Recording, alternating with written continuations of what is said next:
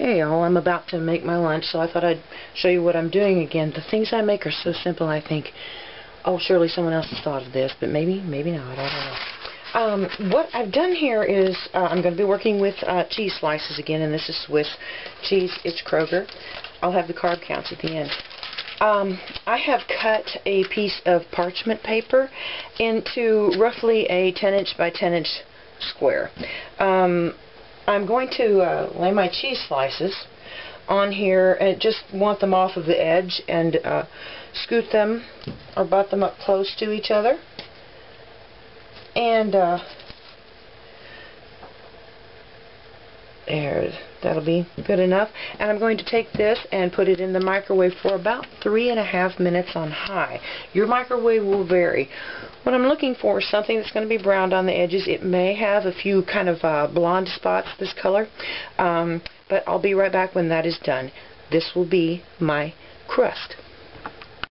My crust is cooking right now. I wanted to give you a few other options. If you don't have parchment paper, you can use a brown paper bag, flip it over, and do not use the side with ink on it. Another thing is, these are the wrappers from the cheese, and I could, and I have done this before, just, you know, overlap them and until it's whatever size that you want, and lay your cheese out on there. It will work. I just like parchment paper better. Be back in a second. Okay, this is fresh out of the microwave, and it's hot. And the way I remove this is I flip it upside down, and I take my nails and hold on to it. You can use anything, just peel off of there. And I'm going to use this side. It's far more porous. I don't. It just looks like something that's going to hold better than this smooth side. So that's how I do it. On a normal pizza, you'd start by putting the sauce on. The sauce will soak into here and make it a very soft pizza, and one that you can kind of pick up and fold. And I don't want that. I want my crust to be a little on the crispy side. And so what I do is I start putting toppings on first, and then I add some sauce. This is pepperoni, just a quick trick. Take hold of it and fold, and when you curl it, it'll come apart. And this is Armour, and it says that 16 slices are 1 carb, and I think I've got 13 or 12 or something here. I'm just gonna, you know, for the purposes of this video, count it as 1 carb, and I'll have the total carb count at the end of this, rather than, you know, me doing my my mental tricks with the counting carbs. Okay, so I've got that on there, and I've got mozzarella cheese. I'm going to take about 1 ounce of it and just kind of fill in a little bit here and there. And I'm just making sure that not so much sauce goes on here. And you all know I buy my sauce in cans. I love Hunt's. It's one of my new finds that's great. It's 10 carbs for a half of a cup, and it's 3 fibers, so it's 7 carbs for half a cup. And I don't like pasta sauce that tastes at all like sugar, and I don't. It probably has a little bit of it in there, but I like it to taste like tomatoes and, you know, real food. I'm gonna put about 2 tablespoons on here, and I'm just gonna kind of dollop this around. I'll call that 1, almost 1.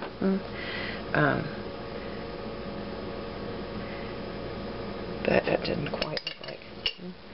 Okay, I'm going to call that 2 tablespoons, and just lightly spread this around. And if your stuff below moves around, it's okay.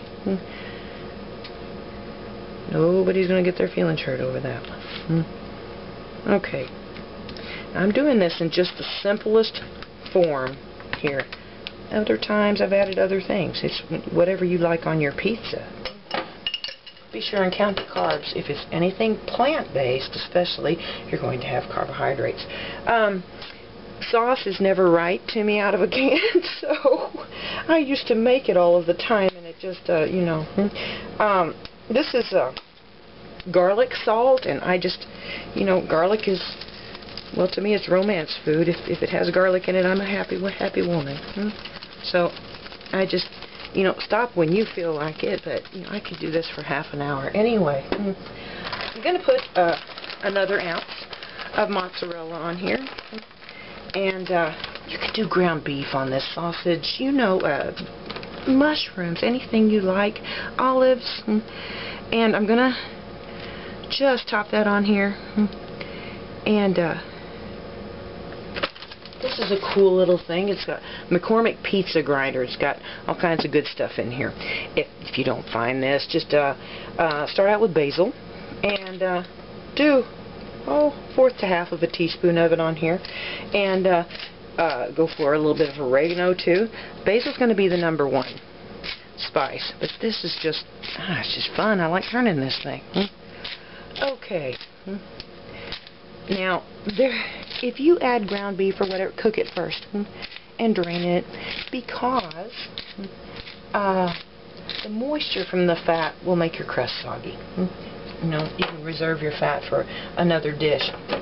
Okay, this goes back in the microwave for a minute to a minute and 30 seconds. There is nothing really here that needs cooking. We just need to heat it up. And when it comes out, wait 15 seconds before you pick it up. Even right now, it'll slide on here. And this will slide when it comes out. The sauce is going to be boiling. You will burn your hands, so wait 15 seconds or so. Be right back. Okay. It's out of the microwave, and I've got a little bit of bend to it here. And that's about what I want, and it'll crisp up some as it cools. The way that I cut this, you know, I just want the full experience, and I want triangles if it's going to be pizza. I can go corner to corner here, but what I like to do is take this and turn it so that it comes about 1 inch off of this corner. Put the tip down. Take this from this corner and turn it in so it comes about 1 inch. And never fold your fingers. Don't put your thumb under here. Always flat hand, fingers out there where you can see them, and rock it. And you may have to, see I missed part, you come back, slide, and rock it again. And that will give you 2 very large triangle pieces. Just about the size that you'd get if you got a great big pizza. Okay, so here I was right here, and what I would do myself is turn it 1/4 of a turn, and again, instead of coming right at the corners, because I'll have a small piece here and a big piece here, I go to the, taking 1 inch off here, start here, come in 1 inch, fingers all the way out, and rock it. Now, this crust is interesting. I have made a lot of low-carb food that was good, and I've made a lot that was almost as good as regular. And this one is one that to me is so good it makes me feel sorry for people who eat stuffed crust pizza that only has the cheese in the little edge. This one is better to me. And I think some of those restaurants could do quite a profit if they would use this. There's the crust, and as you can see, I can hold this with my hand, and it's still got a little bit of a bend to it. And when I say the full pizza experience, I'm talking about I want it to feel right, I want it to look right, and I want it to taste right, and this tastes good. There's more flavor in this than in a wheat crust, and you know, it's not just for me that wheat has more carbs. These crumbs, they go back on here. But I'm also allergic to wheat. So even if I wanted to cheat on my diet, I really, you know, could not with that. And soy, I've never found it to taste good. And I've never, I have a reaction to soy that is not good. So this, to me, works better.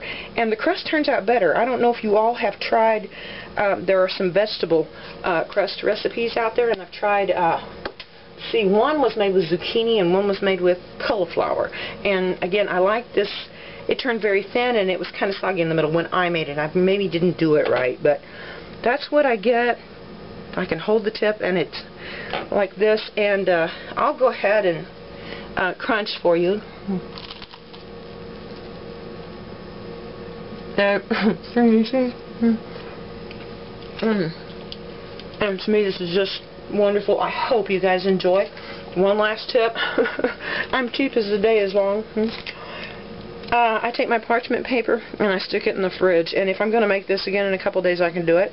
Another one is that you can make these crusts ahead of time if you're going to have a pizza party at your house, and you know, several adults or kids, and everyone can dress their own pizzas. So thank you all for watching, and take care. Bye bye.